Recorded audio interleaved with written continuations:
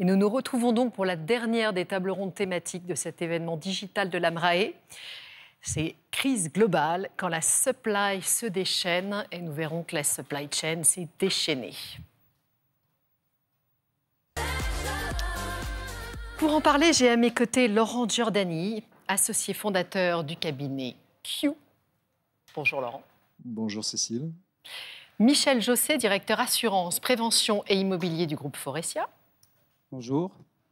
Loïc Ledréau, directeur général des opérations de Paris de FM Global. Bonjour Loïc. Bonjour Cécile. Et Cyril Lelarge, directeur des assurances du groupe Sanofi. Bonjour Cécile. Bonjour à tous les quatre. Alors, le risque de supply chain a été évoqué déjà pas mal de fois pendant nos tables rondes. On voit que c'est un risque que tout le monde a un peu connu, vécu cette année. Il est même entré, je pense, dans le grand public. Il y a un an, on aurait posé la question micro-trottoir, pas grand monde du grand public aurait réagi. Là, je pense que la supply chain, tout de suite, on vous parle masque et gel, c'est devenu très concret. Alors, peut-être pour commencer quand même un peu techniquement, qu'est-ce qu'on appelle la supply chain ? Voilà. Laurent, vous êtes dévoué pour cette définition. Exactement, donc c'est un terme effectivement qu'il convient de préciser un petit peu, même si maintenant, grâce ou à cause de ce qui est en train de se produire, c'est en train de rentrer dans le langage commun. Donc la supply chain, à l'origine, c'est un terme anglo-saxon qui désignait la chaîne d'approvisionnement. Avec le développement des échanges internationaux, avec la mondialisation, c'est devenu un terme qui qualifie tous les flux physiques, les flux d'informations, voire les flux financiers qui vont parcourir l'ensemble de la chaîne logistique, depuis les matières premières jusqu'aux produits finis. Donc aujourd'hui, la supply chain, ça comprend aussi bien l'entreprise que ses fournisseurs, voire les fournisseurs de ses fournisseurs, et ça va jusqu'aux clients, voire les clients des clients. Donc on est dans ce qu'on appelle l'entreprise étendue, donc l'entreprise qui sort de ses frontières organisationnelles et qui devient ou comprend plutôt l'ensemble de son écosystème. Là où c'est excessivement important, c'est que la supply chain pour l'entreprise, c'est un facteur de productivité à travers l'optimisation des flux, à travers l'optimisation des capacités, à travers l'optimisation des stocks. C'est un formidable outil de rentabilité. C'est aussi un outil de différenciation par rapport à ses concurrents. Ça va permettre d'être plus réactif, ça va permettre d'être plus agile, d'être plus proche de ses consommateurs. Donc tout ça en font un véritable moteur de performance. C'est ce qui va permettre à toute société de tenir la promesse qu'elle fait à ses clients, de lui livrer ou de lui mettre à disposition des produits, des services dans des conditions optimales de quantité, de qualité, de coût, de délai. Et ça, c'est quand tout va bien. En revanche, quand ça va un peu moins bien, que quelque chose se grippe, un méchant virus ou toute autre chose, ça devient un risque important. Alors peut-être pour illustrer un peu, chez Foressia, ça veut dire quoi la supply chain ? Vous pensez à quoi quand la supply chain de Foressia, c'est plus de 7000 entreprises.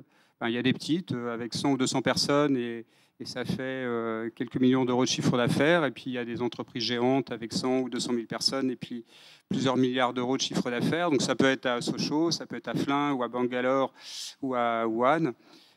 Et finalement, la supply chain de Foressia, elle ressemble à Foressia, elle est vaste, elle est internationale, elle est mobile et fluide, c'est-à-dire qu'elle change, il n'y a pas beaucoup de stock.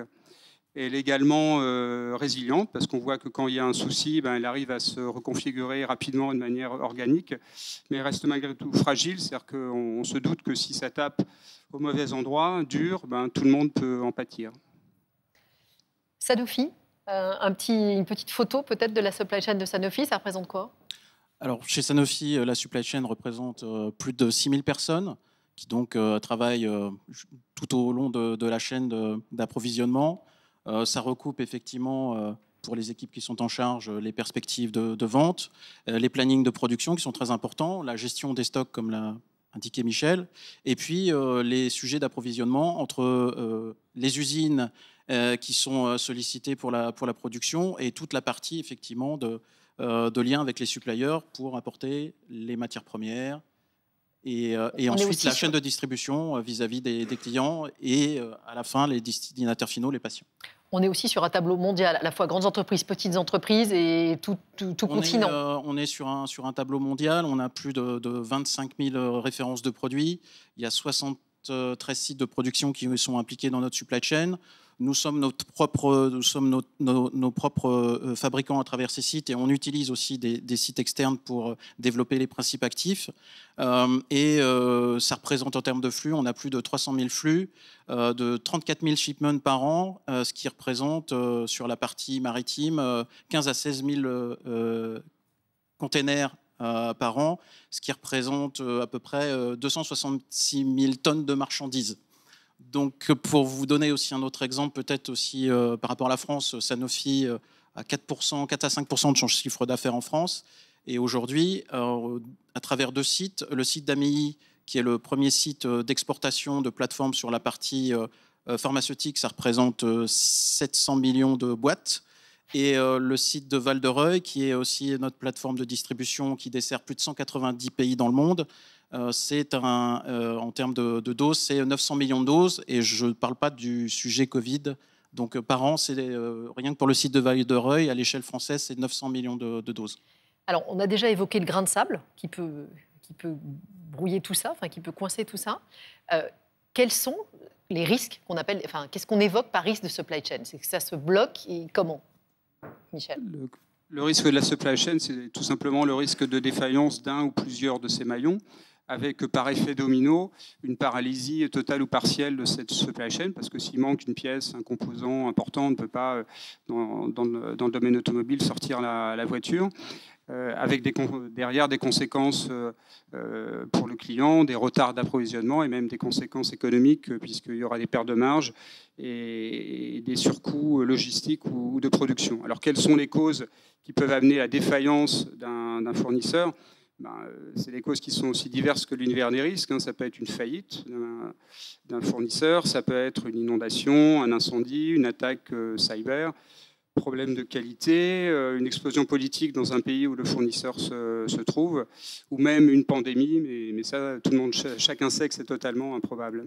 Alors la pandémie, on va y revenir, mais peut-être pour une vision un peu historique, Loïc, on a déjà eu des risques de supply chain. Qu'est-ce que vous avez vu dans votre activité d'assureur? Oui, tout à fait. Si le grand public découvre la supply chain aujourd'hui, avec l'actualité, il y a eu déjà de nombreuses situations où la supply chain a été fortement sollicitée et mise en cause ou mise en déroute, on va dire. Un exemple qui est connu, c'est l'exemple de Fukushima en 2011. Suite à un tremblement de terre sous-marin, il y a eu un tsunami, une catastrophe nucléaire. Et dans la zone de Fukushima, il y avait beaucoup d'usines qui avaient des systèmes de backup, notamment en Thaïlande. Et la même année 2011, la Thaïlande s'est retrouvée sous l'eau. Donc on s'est retrouvé dans une situation où un phénomène Fukushima met en échec des usines. La supply chain est attaquée une première fois et les situations de backup qui existaient, qui étaient en Thaïlande, ont été impactées pratiquement la même année. Donc la supply chain a été touchée 2 fois sur les mêmes supply chain. Donc c'était un phénomène cumulatif. On peut aussi parler de 2017 et des ouragans qui sont abattus sur l'Amérique du Nord et notamment sur Porto Rico, où Porto Rico, la pharmacie est très présente. Juste un point technique, parce que il faudrait vraiment coller vos micros les uns les autres au menton. Excusez-moi, vous posez sur le menton, là. Voilà, petit comme point. Ça. Génial. Et comme ça, quand vous bougez la tête, vous ne touchez pas. Voilà, exactement. Good. Pareil. Donc Porto Rico. La pharmacie est très présente à Porto Rico et le réseau électrique de Porto Rico n'a pas très bien supporté les vents et les pluies intenses de l'ouragan. Et donc l'industrie pharmaceutique s'est trouvée à tourner sur des générateurs de secours pendant plusieurs mois. Et les générateurs de secours n'étaient pas forcément conçus pour faire tourner les usines à plein régime, mais étaient conçus pour mettre les usines en sécurité. Donc là, la supply chain pharmaceutique était très impactée par cet ouragan de 2017 qui s'appelait Maria. Michel, vous aviez été touché par l'une de ces crises, hein? Oui, tout à fait. Les crises dont parle Loïc, à savoir les événements successifs de Fukushima et les inondations de Thaïlande, avaient impacté Faurecia directement, avec recours effectivement à l'assureur pour passer le cap. Alors, On arrive à la grosse crise de cette année. Concrètement, le Covid a entraîné une situation exceptionnelle. Laurent, vous alliez jusqu'à la qualifier de catastrophique. Alors, comment vous nous décririez ce qui s'est passé cette année ? Alors déjà, pour l'anecdote, tous les ans, Q sort un baromètre des risques supply au mois de décembre 2019, donc quelques semaines avant le début de la crise Covid, lorsqu'on interrogeait les risques managers, les directeurs industriels, les directeurs supply, un des risques les moins probables et les moins impactants pour la supply chain était le risque pandémique. La crise Covid est catastrophique mondialement, socialement, humainement. Elle est intéressante, je vais le positiver pour la supply, parce qu'elle met un coup de projecteur sur un des risques d'entreprise les plus importants et qui, tant que ça se passe bien, est largement sous-estimé par beaucoup et aussi par beaucoup de directions générales. Donc le fait de mettre l'emphase sur cette problématique ces derniers mois, on peut supposer que ça soit un mal pour un bien, à savoir donner des moyens pour robustifier la supply chain. La crise Covid, elle a 3 temps. Elle a un premier temps qui est la crise Chine, donc il y a 1 an, où on découvre qu'il y a une épidémie, où Wuhan commence à se confiner, et où on redécouvre que la Chine est l'atelier du monde. Certains l'avaient visiblement oublié, certains ne le savaient pas, donc on commence à avoir quelques crises d'angoisse. Des directeurs achats se voient poser des questions par leur DG aussi légitimes que « oh là là, ce qui se passe, est-ce que ça va impacter ? Quoi ? Comment ? Combien ?» En fonction des secteurs, on va avoir des réactions qui vont être un petit peu différentes. Il y en a certains qui ont aussi oublié que, contrairement à 2008, en 2020, la Chine n'est plus simplement un atelier, c'est aussi un client. Donc il y a beaucoup d'entreprises occidentales qui sont sur place, qui vont être assez paradoxalement celles qui vont être les plus impactées, parce qu'on va avoir une chute de la demande chinoise qui va être assez dramatique. Et pour certains constructeurs que Michel connaît bien, ça peut représenter 10, 15, 20% de l'activité, le marché chinois. Somme toute, en Europe, on a des ruptures qui vont être emblématiques. Vous l'avez cité, les masques, le gel. Donc ça a le mérite effectivement de montrer l'importance de la supply, de montrer qu'on peut se retrouver très dépendant d'une région du monde, qu'on peut être très impacté par une rupture qu'on n'avait pas vu venir. Globalement, les secteurs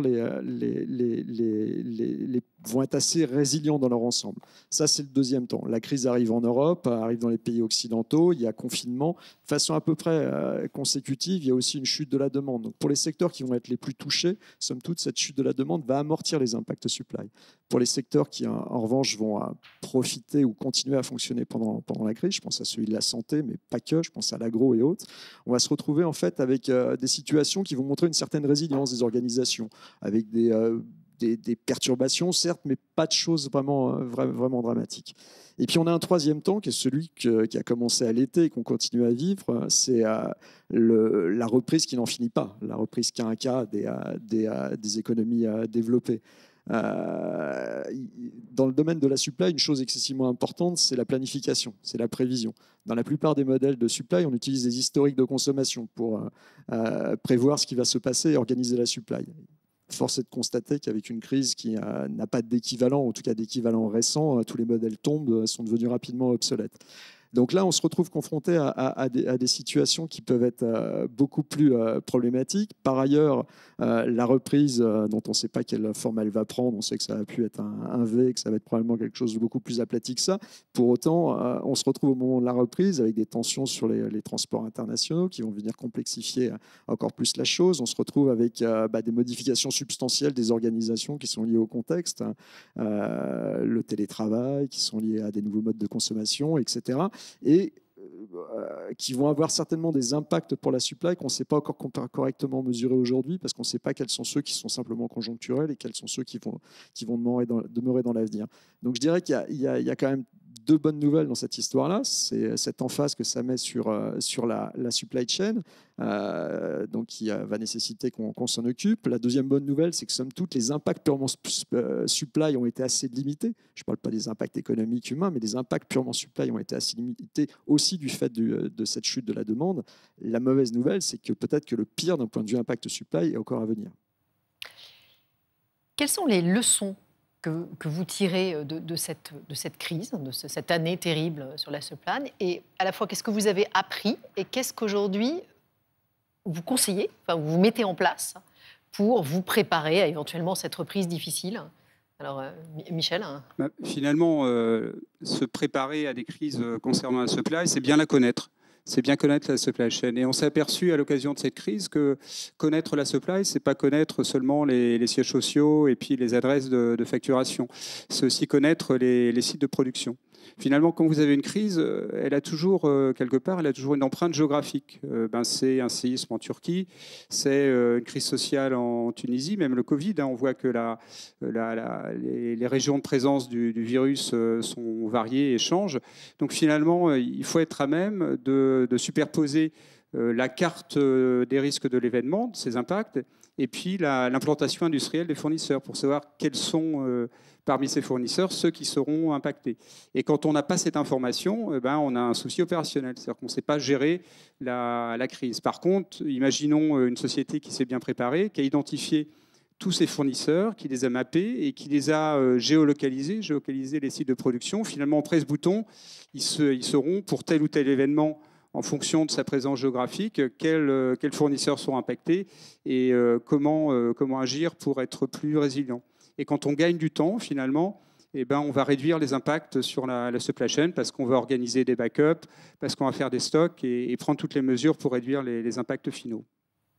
Cyril, qu'est-ce que vous avez découvert et qu'est-ce que vous allez changer chez vous? Alors, peut-être qu'il faut quand même rappeler qu'effectivement, de notre côté, on était à la fois effectivement impacté par cette crise et en même temps un apporteur de solutions. Donc, c'est-à-dire en particulier, on a une demande plus importante de l'ensemble de nos produits sur cette période, avec en plus la phase de recherche, comme vous le savez, à la fois sur des vaccins et sur aussi des traitements qui étaient potentiellement des candidats potentiels.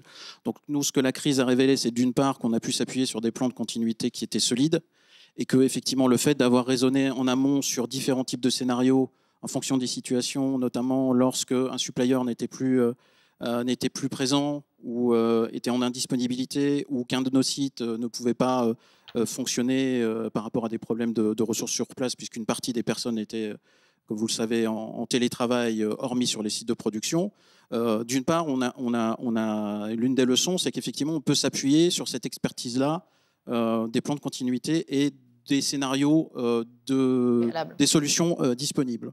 Ensuite, le deuxième point, c'est la transformation de la supply chain et les orientations prises. La digitalisation de notre supply chain a beaucoup aidé dans cette phase particulière pour justement piloter les niveaux de stock de produits et donc être capable les produits en forte demande, d'être capable d'avoir une production plus importante et d'y parvenir, et dans le même temps de continuer à continuer de pouvoir satisfaire la demande de tous nos clients à des hauts niveaux de pourcentage de réponse. Et donc, il a fallu, effectivement, comme il était indiqué, faire face aux problématiques de fermeture des frontières, faire face aux pénuries de capacités pour transporter nos produits, que ce soit au niveau maritime ou l'arrêt du fret aérien. Donc, il a fallu trouver des solutions. Alors, de ce point de vue-là, c'est bien parce qu'en interne, on a cette compétence et ce savoir-faire, notamment avec des équipes qui sont spécialisées dans les transferts douaniers, pour accélérer les situations. Donc, on a pu aussi s'appuyer sur l'expérience des équipes internes. Le télétravail était un vrai challenge, puisque au moment fort de la crise, on avait pratiquement 70 000 salariés en télétravail sur les 100 000 que compte le groupe. Il y a une forte mobilisation et de solidarité des équipes. Donc ça, c'est important d'être capable de gérer cette situation. Et il y a des enseignements à tirer sur ce sujet de travailler en télétravail et en même temps, pour ceux qui continuent à venir sur les sites, respecter les règles, les barrières sanitaires. Quelles seront dans le futur et pour les futures crises liées à une pandémie, comment on va pouvoir tirer profit de ces situations-là. Et puis, il y avait déjà une stratégie de de-risking qui avait été initiée au niveau de notre supply chain qui va continuer à être renforcée. Et donc, la simplification du portefeuille, l'utilisation justement des data analytics pour donner un peu plus de flexibilité des solutions. Et puis, tout ce qui est problématique de dual sourcing, donc faire en sorte qu'on n'ait pas des mono-fournisseurs, mais qu'on puisse avoir plusieurs types de fournisseurs pour pallier à certains types de situations sur des matières premières ou des produits importants. Loïc, avec votre vision un peu transverse du marché, qu'est-ce que vous avez vu chez vos clients? Déjà, ce qui a été dit, c'est que cette crise a montré vraiment le côté fondamental de la supply chain dans la partie. C'est un outil vraiment d'optimisation et de valeur pour l'entreprise, et c'est un avantage compétitif pour l'entreprise d'avoir une supply chain performante. Donc quand elle est impactée, c'est un impact important pour l'entreprise. Donc sûrement qu'on n'a pas assez, et que les entreprises n'ont pas une connaissance suffisante de leur supply chain dans le détail, où sont les usines, que fabriquent les usines, et les composants qui sont fabriqués dans les usines, ils vont dans quel produit fini. Cette connaissance-là, elle doit être améliorée. Et donc, il faut creuser cette connaissance. Et très certainement, une des solutions, c'est d'avoir une meilleure collaboration entre les assureurs et les assurés pour avoir cette connaissance ensemble, pour que la confiance de l'assureur par rapport au risque qu'il a à couvrir, et aussi que l'entreprise soit plus à l'aise avec les couvertures que l'assureur va lui fournir. Ce travail en partenariat est pour moi très important, et sûrement quelque chose qu'il va falloir développer un peu plus dans les mois qui viennent. On va amener tout de suite sur le marché de l'assurance. Justement, Michel, peut-être, qu'est-ce que vous pouvez nous dire aujourd'hui du marché de l'assurance, de la supply ? Alors, il y avait le marché de l'assurance avant le Covid, et il y a le marché de l'assurance après. Ce qu'on peut dire, c'est que les assureurs, ils ont un petit peu quitté le navire, au moins réduit la voilure. Déjà, tout ce qui ressemble de près ou de loin à la perte d'exploitation sans dommage s'est évaporé au cours des derniers renouvellements. Et même l'étendue de la garantie s'est réduite. C'est-à-dire qu'auparavant, les assureurs couvrait des événements qui survenaient chez les fournisseurs indirects de rang 2, de rang 3, ou les fournisseurs des clients. Donc maintenant, c'est terminé. Les garanties se réduisent aux fournisseurs de rang 1 et aux clients directs. Par ailleurs, la garantie elle est plus chère. Son coût, le coût pour accéder à la garantie est supérieur. Les capacités se sont réduites et les franchises sont plus importantes. Donc je crois qu'on a vraiment coché toutes les cases en matière de durcissement des garanties. En même temps, quelque part, on peut comprendre ce mouvement parce que les assureurs ont beaucoup payé les années précédentes. Loïc a parlé des événements de Fukushima. Dans le domaine automobile, il y a eu un incendie important chez un fournisseur automobile qui a coûté énormément d'argent à la fois aux entreprises et puis aux assureurs. Donc je crois qu'il y avait une certaine désinvolture des entreprises vis-à-vis du risque management de la supply chain, et que les assureurs, à force de payer, se sont un petit peu lassés, ce qu'on peut comprendre. Donc comment les faire revenir ? C'est par le risque management, c'est par la connaissance, une meilleure connaissance des risques et le partage des informations avec les assureurs. Cyril, une réaction sur ce marché ? Je ne peux que souscrire à ce que dit Michel. Alors, nous-mêmes, nous avons nos propres outils d'assurance pour essayer de faire en sorte de prendre une part du risque important. Donc, c'est pour ça que... Ne me parlez plus captive. Non, je ne veux pas parler... Ce que je veux dire, c'est qu'effectivement, on a cette approche collaborative avec nos assureurs parce qu'on est preneurs de risque nous-mêmes. Et donc, on a cette volonté, si on veut continuer à pouvoir souscrire des garanties de qualité en transfert de risque sur la partie catastrophique du risque, on a besoin de cette transparence avec nos assureurs. On travaille avec certains d'entre eux, on a initié un certain nombre de projets. On a initié un projet de containers connectés qui aboutit aujourd'hui à ce que le groupe déploie plus de 3500 containers connectés pour avoir une meilleure connaissance des valeurs cumulées assurées. On travaille aussi avec une compagnie d'assurance sur notre exposition sur les aéroports et les ports, avec là aussi pour essayer d'avoir le pendant de ce qu'on a sur la partie risk engineering, dommages, en ayant des triggers qui nous permettent de déterminer le niveau de risque et les routes les plus optimales. Donc c'est un outil aussi qu'on va déployer pour aider aussi notre propre supply chain. Mais effectivement, au niveau des couvertures en tant que telles, nous, on avait initié des choses en matière de perte d'exploitation sans dommage. Là aussi, les assureurs qui étaient partie prenante avec nous sur ce projet nous ont un peu laissé tomber au milieu de cette crise.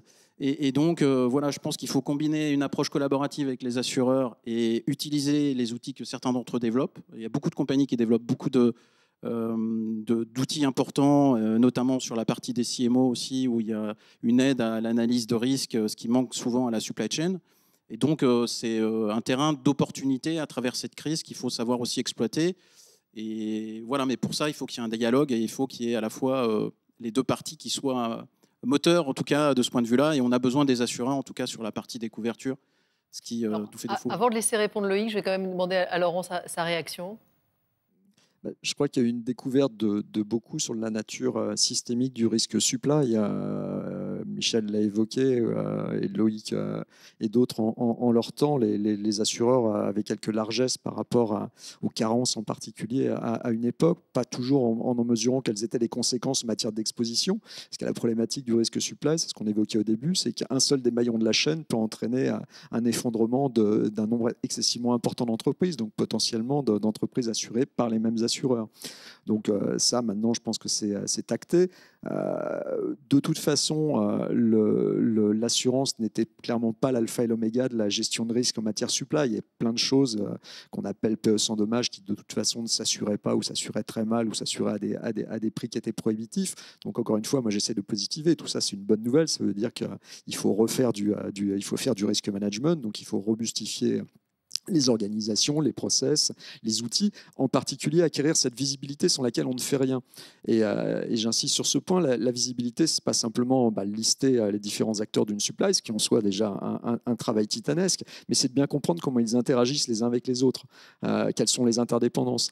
Être en capacité, en anticipation, de voir qu'on a des nœuds qui sont vraiment problématiques de façon à orienter ses politiques, ses stratégies, ça c'est de la prévention. Et puis le jour où il se passe quelque chose, comme le Covid, être capable de dire, là, mes fournisseurs, les usines qui produisent les pièces qu'ils me livrent, qui sont situées dans telle zone, concrètement, ça veut dire qu'elles ne sont plus en capacité de livrer mes propres usines. Donc c'est telle ou telle gamme de produits qui vont être impactés. Donc c'est telle conséquence financière et qu'est-ce que je peux mettre en face pour essayer de trouver des solutions alternatives. Donc c'est vraiment cette visibilité-là.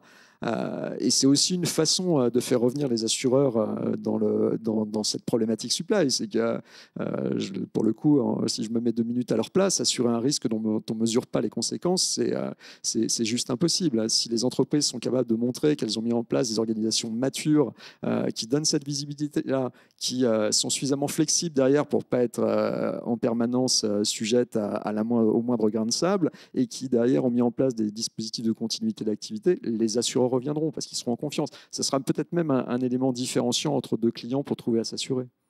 Alors Loïc, est-ce que les assureurs vont revenir ? Et j'ai même envie d'aller plus loin. Qu'est-ce qui fait quel est pour vous le profil du bon assuré ? Qu'est-ce qu'il faut pour être assuré supply chain ? Je pense que les assureurs reviendront, et personnellement, FM Global n'a pas quitté le côté des couvertures supply chain. Je pense que cette collaboration et cette transparence entre l'assuré et l'assureur, c'est très important sur le risque de supply chain. Et je vois principalement 3 axes sur lesquels il faut que nous travaillions ensemble. Le premier, c'est la connaissance de la supply chain, et c'est la connaissance mécanique de la supply chain, c'est comprendre tous les maillons de la chaîne et identifier les maillons faibles. Et pour les renforcer, donc là c'est avec les plans de prévention, ça peut être de construire une digue pour protéger une usine contre l'inondation, ça peut être de mettre en place des procédures contre les attaques cyber, où il y a des tas de choses à faire pour rendre la chaîne cohérente dans sa solidité et enlever les maillons faibles.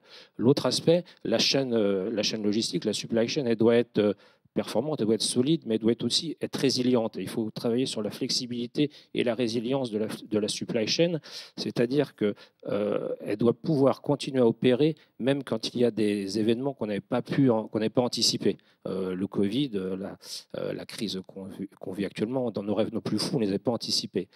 Comment on fait pour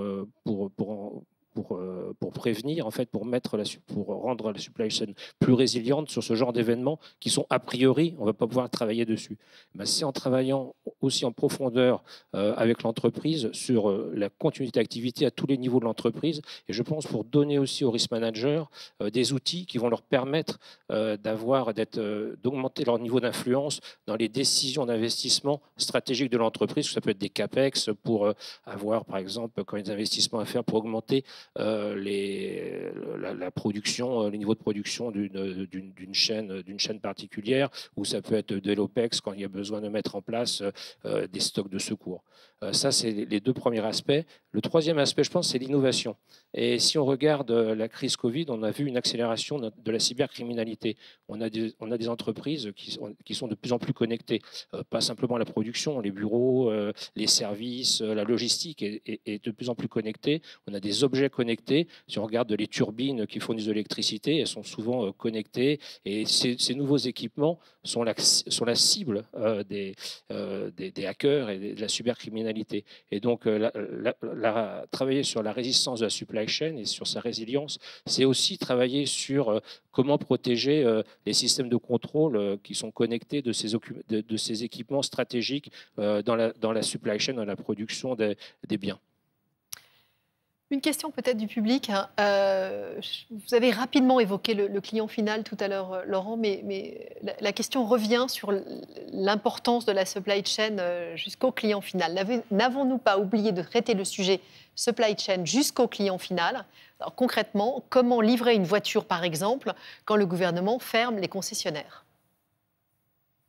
À la fois la définition et le risque derrière. Les concessionnaires, je ne vous demande pas forcément de rentrer dans la technique. C'est très spécifique, mais en tout cas, il est très vrai que naturellement, on pense aux fournisseurs pouvant arrêter une supply. Le client peut aussi arrêter une supply. Pour rester sur un exemple automobile, lorsqu'un constructeur arrête pour une raison X ou Y une ligne de production, parce que lui-même a la défaillance d'un de ses fournisseurs, par exemple, c'est tous les fournisseurs qui vont en pâtir. C'est l'ensemble de la chaîne qui va être arrêtée, c'est l'ensemble des équipementiers qui vont être en incapacité de livrer, et Faurecia en particulier. Donc la supply chain, c'est bien toute la difficulté, c'est un corps vivant, c'est un système qui va de l'amont à l'aval et qui est composé de milliers d'acteurs qui interagissent ensemble et indépendamment les uns des autres. Pour une petite entreprise, la moindre supply chain, ça va être des dizaines de fournisseurs. Pour une ETI, des centaines. Pour une grande, comme celle représentée ici, ce sont des milliers. En rang 1. En rang 2, vous avez à peu près la même dispersion. Donc très rapidement, vous êtes sur des grands nombres. Et c'est un corps vivant, c'est-à-dire que ça change tout le temps. D'où la problématique aussi de faire vivre la visibilité. C'est qu'il y a des gens qui rentrent, qui sortent, des clients, des fournisseurs, et qui peuvent exposer de nature différente la supply. Donc oui, je confirme, c'est lorsqu'on l'approche, il faut vraiment l'approcher de façon totalement systémique, client compris. Et toutes les approches de gestion de risque que l'on évoque, elles ne doivent pas être centrées sur soi, elles doivent vraiment embarquer un maximum d'acteurs de cette supply autour de politiques communes, autour de référentiels communs, autour d'outils communs pour être réellement efficace. Être verte chez soi sans que les autres le soient, ça ne sert pas à grand-chose.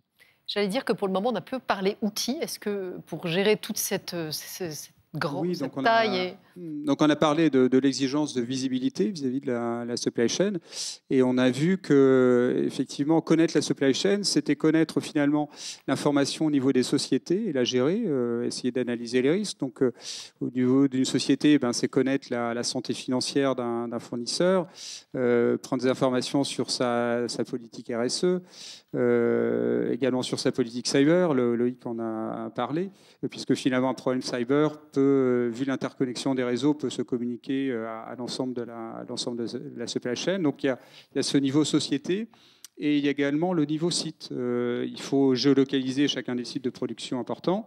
Il faut caractériser ces sites en matière de protection incendie, en matière d'exposition au risque naturel, au risque politique. Donc on voit qu'on a un volume absolument colossal d'informations à collecter. Et le mode manuel ne suffit plus. Je pense qu'il faut tuer les Excel. Donc il y a un vrai enjeu de digitalisation de cette connaissance. Et par ailleurs, il y a un enjeu de professionnalisation. Est-ce qu'on va demander à nos acheteurs d'être acheteurs le jour et experts du risque incendie, cyber la nuit? On voit que ça ne fonctionne pas. Donc il faut faut externaliser finalement cette recherche d'information, accepter de payer des abonnements et d'avoir recours à des fournisseurs professionnels de l'information. Et ensuite, il faut mettre en place des portails consolidant toute cette information et de manière alimentée de manière naturelle, continue, les dashboards dont se servent les acheteurs pour gérer leur panel. Donc c'est un petit peu un rêve, mais on voit des pièces du puzzle se mettre en place. Ça doit vraiment être l'action maintenant de toutes les fonctions de l'entreprise, le risque management, les achats, la supply chain, avec l'assistance des assureurs, de manière à mettre en place ces systèmes digitalisés, ces portails centraux, de manière à permettre aux acheteurs de faire leur travail correctement.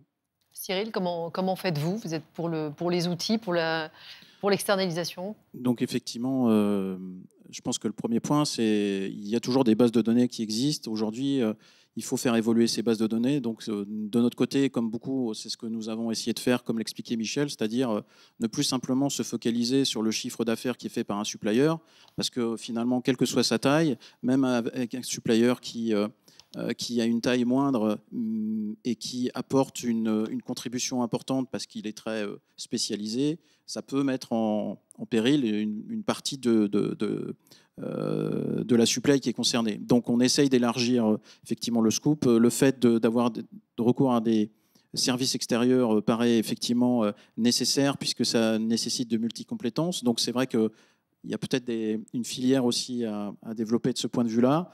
Le point important aussi, je pense, c'est donc dans mon équipe, moi j'ai 2 personnes en particulier sur la partie dommage aux biens et sur la partie stock et transit qui passent leur temps à travailler avec les équipes pour savoir exactement quels sont les flux, comment interagissent les usines entre elles.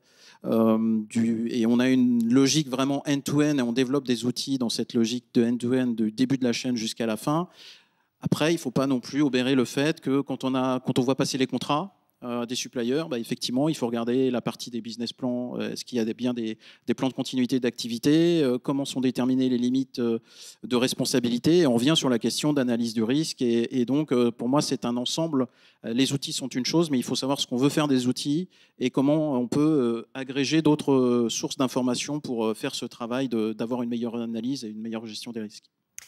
Ce que j'allais vous demander, quand on choisit un nouveau fournisseur, quand on accepte un nouveau fournisseur, qu'est-ce que vous recommandez, Laurent, là, on a eu l'exemple de Cyril, mais Laurent ou Michel? Il y a tout un processus piloté par les achats pour bien connaître ce partenaire potentiel. Dans l'automobile, on est sur des contrats qui durent plusieurs années, qui durent 5 ans, dont on ne peut pas sortir facilement parce qu'on associe les fournisseurs au design de la pièce. On ne peut pas changer de fournisseur comme ça facilement parce qu'il y a des processus d'accréditation auprès des clients qui sont assez exigeants et assez lourds. Donc il faut bien se connaître. Ça veut dire qu'il faut regarder, scanner finalement ce partenaire potentiel sous tous ses aspects. Quelle est sa politique en matière de sécurité incendie? Est-ce qu'il y a des sites qui sont exposés aux risques naturels? Voir ses processus de production. Enfin, le connaître parfaitement pour être certain de choisir le bon partenaire. Et après, il faut maintenir cette information dans le temps parce que, comme l'a dit tout le monde, une supply chain vit, elle est mobile, elle est fluide, les choses changent, donc il faut en permanence maintenir le référentiel d'information de manière continue. Laurent, un complément sur ce choix? Je dirais que traditionnellement, dans les processus les plus matures, il y a un processus de qualification. Il est encore trop souvent très traditionnel, c'est-à-dire qu'il va s'intéresser aux aspects capacité, il va s'intéresser bien entendu aux aspects économiques. De plus en plus, il s'intéresse à la résilience au sens financier du terme en rajoutant des indicateurs de mesure de la santé financière de l'entreprise. Ce qui manque encore, c'est en grande partie ce qu'évoque Michel, c'est d'autres types de risques. Alors, on commence à voir le risque RSE sous la pression en particulier des consommateurs pour les secteurs les plus exposés. Le risque cyber, demain, de plus en plus nécessaire vu la digitalisation à marche forcée des supplies en particulier, qui échangent énormément d'informations, autant d'informations, voire plus que de produits, de flux physiques.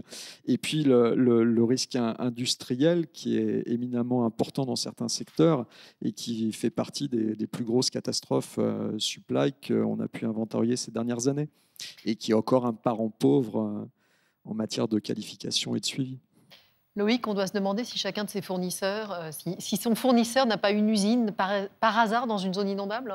Oui, alors on a développé des outils qui sont disponibles pour tout le monde, hein, ils sont publics. Par exemple, des cartes d'inondation qui ont une couverture mondiale et qui sont cohérentes puisqu'elles utilisent la même technologie et la même méthodologie pour déterminer les hauteurs d'eau, qu'elles qu'on soit en Chine, en France ou au Chili.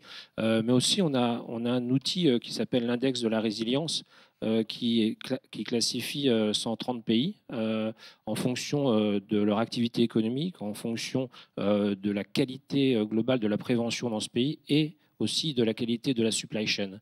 Et donc c'est un outil d'aide à la décision qui permet notamment aux décideurs, quand ils ont décider de l'implantation d'un site nouveau ou le choix d'un fournisseur. Et pourquoi j'irais plus dans ce pays que dans un autre? C'est un support qui peut, un support pour prendre la décision de où positionner son usine. Et après, il faut aller l'étape d'après. On peut être dans un pays qui est très résilient, mais il n'empêche qu'il peut y avoir des inondations, des risques de tremblements de terre, des risques divers. Et là, il faut aller sur le site, sur l'usine, choisir le terrain. Et une fois qu'on a choisi le terrain, il faut aller regarder comment on va construire le bâtiment, comment on va le protéger contre les intrusions, contre l'incendie et contre tous les risques qu'une usine ou qu'un site a à subir. Tout à l'heure, Cyril évoquait les plans de continuité d'activité de ces fournisseurs. Alors concrètement, comment est-ce qu'on peut vraiment juger du PCA d'un fournisseur? Pour moi, je dirais que quand on a un PCA, je trouve que la meilleure façon de l'analyser, c'est de le tester. Et on peut demander à son fournisseur si on ne demande pas, on n'aura pas.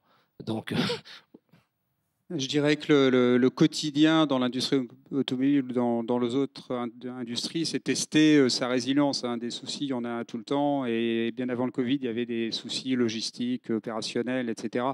Donc la supply chain, elle est testée de manière permanente. Après, il y a les catastrophes, effectivement, qui nécessitent un niveau de mobilisation un petit peu plus important. Donc, effectivement, le fait de se préparer à ces scénarios, de les étudier, ça fait partie de l'hygiène de la supply chain. Mais voilà, un directeur des opérations vous dira que tester finalement la résilience de ses fournisseurs, de son organisation, c'est presque son métier quotidien. Une petite question qui nous ramène à l'assurance. Comment est-ce qu'un assureur valorise la maîtrise de la supply chain en matière de souscription? Si je décode, alors j'ai peut-être mal compris, mais est-ce que ça veut dire qu'on va payer moins cher si on n'est pas trop mauvais? Oui, alors là, on entre dans le problème de la tarification. Donc la tarification, je pense, c'est pour tarifer au prix juste, il faut que l'assureur comprenne le risque.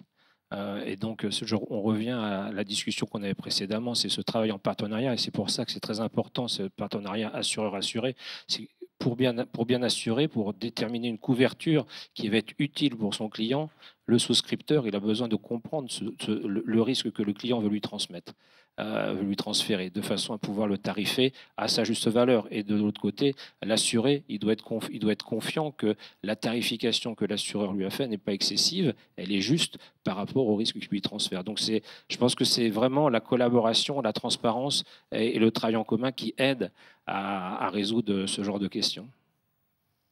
Vous êtes d'accord, les assurés? Oui, je pense que le salut est dans la coopération et la transparence.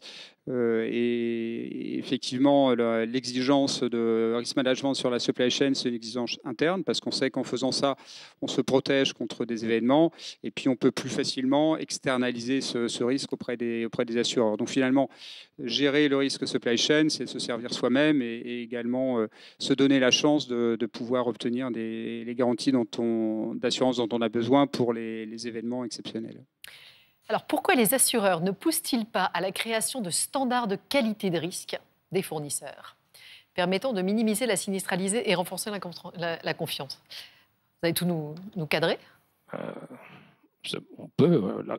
La façon dont chez nous, chez FM Global, la façon dont on travaille sur la supply chain, c'est qu'on applique, quand on détecte avec nos clients des usines clés de la supply chain, on va sur les sites et on fait les mêmes analyses de risque sur les sites fournisseurs que sur les sites de nos clients. Et quand on a cette visibilité du risque, on fait même bénéficier à nos clients les mêmes couvertures des sites fournisseurs que le client. Donc ça permet c'est une façon de répondre à cette question. Donc c'est au cas par cas. Chaque supply chain est différente et dans la supply chain, chaque morceau est à traiter de façon différente. Et plus on aura, en tant qu'assureur, plus on aura une compréhension et une visibilité du risque, plus ce sera facile pour nous de développer des capacités et de tarifer ça au tarif le plus juste. Je pense que effectivement les standards de risque existent puisque tous les intervenants d'une supply chain, tous les intervenants industriels sont assurés. Donc ça veut dire qu'ils sont visités par leurs assureurs, qui ont tous des standards plus ou moins équivalents. Donc la connaissance du risque, n'est pas vraiment le problème. Le problème, c'est un problème de visibilité. C'est ce qu'on a dit. C'est-à-dire que finalement, il y a certainement dans notre supply chain aujourd'hui des entreprises qui ne sont pas suffisamment protégées. Elles le savent, elles, parce que leur assureur le leur a dit, mais nous, on ne le sait pas. Et c'est finalement ce manque de connaissance qui est un vrai piège et qu'il faut résoudre par la visibilité, par l'accès à l'information et la transparence et le dialogue avec les fournisseurs pour connaître leur statut et les démarches de progrès qu'ils ont entreprises. Alors, il y a beaucoup de questions assurance. Là, j'en reprends une autre. L'assurance paramétrique n'est-elle pas une bonne solution pour assurer des pertes d'exploitation sans dommage? Peut-être. C'est pas le genre de produit qu'on fait chez nous, mais oui, pourquoi pas. Je ne sais pas ce que Michel et Cyril vous en pensez ou Laurent. Mais... Pourquoi pas finalement, on en parlait tout à l'heure, l'évolution du marché de l'assurance vis-à-vis de la perte d'exploitation sans dommage, c'était un recul en sortant finalement des polices classiques, des polices incendie, dommage et perte d'exploitation, tout ce qui pouvait ressembler à de la perte d'exploitation sans dommage qu'on peut comprendre. Et finalement, les assureurs maintenant offrent une autre solution qui est l'assurance paramétrique, mais qui n'a finalement pas le même objet. L'assurance paramétrique, c'est vraiment pour un risque de pointe, parfaitement identifié, qu'on sait mesurer, ce qui permet une cotation par l'assureur. Donc on n'est en aucun cas dans la couverture d'un risque diffus, qui est le propre de la supply chain. Donc effectivement, pour des entreprises qui ont une exposition particulière avec un fournisseur unique, pourquoi pas, mais pour couvrir la supply chain sur des supply chains très vastes comme les supply chains industrielles que l'on connaît, je ne pense pas que l'assurance paramétrique soit la solution. Un sujet qu'on a... Pardon, vous vouliez réagir? Non, je voulais juste abonder dans le sens qu'indiquait Michel, c'est-à-dire que l'assurance paramétrique est en train de se démocratiser, mais le coût reste quand même très élevé. Donc il y a des mécanismes différents de l'assurance de souscription traditionnelle, puisque là, c'est vraiment par rapport à une exposition donnée, donc on sort des critères de souscription d'un risque dommage ou d'un risque stock et transit cargo marine. Moi, je pense que sur la partie perte d'exploitation sans dommage, il faut effectivement déjà avoir une bonne connaissance du groupe auquel on appartient, de ses expositions, de ses risques, pour ensuite effectivement aller sur le terrain de la PE sans dommage. Donc il y a effectivement des stakeholders internes qui sont capables d'aider, et l'assurance peut être un moyen de contribuer, comme je l'ai dit tout à l'heure, puisqu'il y a un certain nombre d'initiatives quand même des assureurs pour avoir une meilleure visibilité sur la supply externe. On parlait du cyber, qui est pour moi un des points importants, c'est-à-dire demain, aujourd'hui, on a déjà des attaques indirectes de la supply chain qui sont liées aux suppliers. Donc les assureurs peuvent aider à améliorer les risques, et je crois que c'était un peu le sujet de votre atelier précédent. Aujourd'hui, il est clair que le marché de l'assurance n'est pas prêt à donner des capacités importantes sur la partie PE sans dommage. Donc essayons de trouver effectivement potentiellement des standards de souscription et de voir comment les assureurs peuvent y revenir. Mais aujourd'hui, je ne suis pas certain que l'assurance paramétrique vienne apporter une solution, alors que déjà la problématique sur la partie traditionnelle de l'assurance est déjà très compliquée. On se rapproche de la fin. Alors comment va se passer 2021? Vous le sentez comment sur le terrain de la supply chain? De quoi est-ce qu'on doit avoir peur? Je pense qu'il y a des vraies inquiétudes, au sens où la crise Covid a finalement fragilisé la supply chain. Donc là, elle est un petit peu dans un mode anesthésié, on va dire. Et puisqu'il n'y a plus de demande, il n'y a plus d'offres. Et souvent, les problèmes arrivent au moment du dégel. Quand tout ça se remet en mouvement, avec des entreprises qui sont endettées, des entreprises qui sont affaiblies. Donc je pense qu'il faut qu'on redouble d'attention en surveillant en particulier la santé financière de nos entreprises. Il faut qu'on renforce tout ce qui est BCP, résilience, parce qu'on peut s'attendre à des défaillances en série au cours de cette année ou des années suivantes. Laurent? Oui, je rebondis sur ce que dit Michel. Les impacts, somme toute, ont été assez mesurés. Il y a eu un effet amortisseur lié à la chute de la demande. Un des premiers risques, ce serait de considérer que les supplies en l'état sont, somme toute, résilientes, que les dispositifs ont fonctionné correctement, puisqu'il n'y a pas eu d'impact financier, que somme toute les dispositifs de continuité d'activité étaient opérationnels. Ça serait une grosse erreur. Ça serait peut-être même manquer d'humilité, puisque ce serait oublier que tout le monde était logé à la même enseigne et qu'on mesure l'efficacité d'un dispositif, qu'on est le seul à être touché et que nos concurrents ne le sont pas, ce qui n'était pas le cas. Donc là, il y a effectivement un premier risque, ce qui serait de ne pas faire les investissements qu'on vient d'évoquer pendant cet atelier, qui sont excessivement nécessaires pour se préparer à des crises qui seront de plus en plus fréquentes, qui n'auront pas forcément la même ampleur, mais qui auront des ampleurs quand même d'une certaine intensité.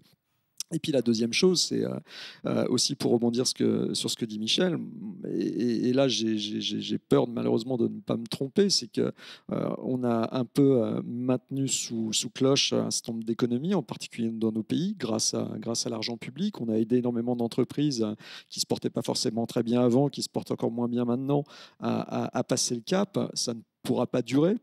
On a vécu quand même quelque chose assez hallucinant. En 2020, on a un taux de défaillance qui est largement inférieur à celui de l'année précédente. Et l'année précédente, on venait juste de revenir au niveau d'avant 2008. Quand la DIC va céder de l'argent facile, de l'argent public et de ce genre de protection, beaucoup d'entreprises vont se trouver en difficulté. Le souci pour la supply, c'est ce système qu'on évoquait tout à l'heure, à savoir que elle est constituée d'énormément de clients, d'énormément de fournisseurs, d'énormément de clients de clients, d'énormément de fournisseurs, et on ne va pas savoir où vont se produire les défaillances. On ne va pas savoir les anticiper suffisamment parce qu'on manque de visibilité, et donc on va les subir.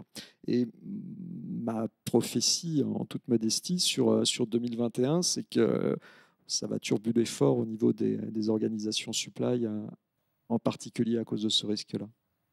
Loïc, vous confirmez le pronostic ? Oui, je pense que sur 2021, il y avait une question de l'auditoire tout de suite par rapport au risque aval, c'est-à-dire côté client. Et je pense que c'est, je pense que c'est une partie de la supply chain sur laquelle il faut se focaliser particulièrement. On a une crise économique qui arrive et donc il va sans doute avoir une crise de la demande, et donc les entreprises vont devoir faire preuve de beaucoup d'agilité et de flexibilité dans leur chaîne de distribution de leurs produits. Cyril, le mot de la fin. Merci. Effectivement, je pense que 2021 va certainement être un concentré de challenge tel qu'on l'a décrit à l'instant. Donc il faudra rester vigilant, et je pense notamment à ce qu'on indiquait tout à l'heure, c'est-à-dire les risques un petit peu annexes, c'est-à-dire ne pas rajouter de la crise à la crise, de par des sujets cyber qui toucheraient des suppliers, de par des sujets de fraude, puisqu'on parlait des situations économiques de certains. Je pense qu'il y a beaucoup de signaux par rapport à ça, de voir comment on peut essayer de se préparer au mieux, et surtout tirer profit de l'expérience qu'on a pu recueillir à travers cette gestion de crise. Et donc de voir effectivement ce qui a marché, ce qui n'a pas marché, et de se préparer à plusieurs types d'événements, parce qu'on a mis la supply en haut des cartographies de risque par rapport à ce qui s'est passé, mais demain on peut avoir un sujet de catastrophe naturelle de la même ampleur, et souvenez-vous du volcan islandais qui avait cloué une partie du transport aérien il y a quelques mois. Donc il faut rester vigilant, et en tout cas de notre côté assurance, continuer à être au fait de tout ce qui se passe côté supply et de leur apporter un soutien important pour faire en sorte que nos assureurs puissent continuer à nous accompagner. Merci beaucoup à tous les quatre. Merci de nous avoir écoutés. Je repasse la parole à Florence Puybarreau. Et Loïc, je crois que vous êtes attendu.